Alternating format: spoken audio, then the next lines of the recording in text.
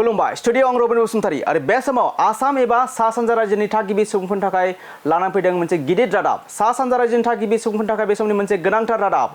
2 दाननि थाखाय बन्द फोसावबाय गोजाम सराइघाट दालांखौ। नंगौ, बे समाव नोंथांमोननो मिथिहोनो नागिरगासिनो दं दि फैगौ 13 जुलाइनिफ्राय 15 सेप्तेम्बरसिमहालागै बन्द थागोन गोजाम सराइघाट दालां। गोनांथार फाहामथायनि थाखाय बन्द फोसावबाय गोजाम सराइघाट दालांखौ।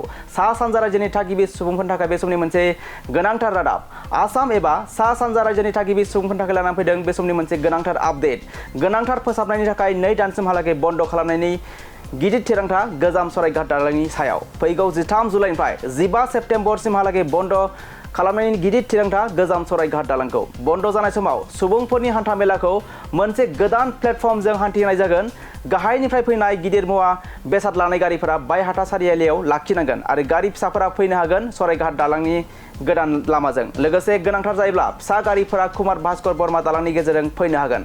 राजा लामायाव आबुङै बन्द जागोन पार्किंनि राहा। नोगोरमा जिल्ला बेंगिरिया मावख'आरि महरै फोसावबाय बे गिदिर थिरांथा।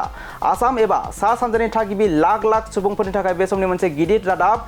2 दाननि थाखाय बन्द फोसावबाय गोजाम सराइघाट दालां। फैगौ 13 जुलाइनिफ्राय 15 सेप्तेम्बरसिमहालागै बन्द थागोन गोजाम सराइघाट दालां। गोनांथार फाहामथायनि थाखाय बन्द फोसावबाय बे गोजाम सराइघाट दालांखौ।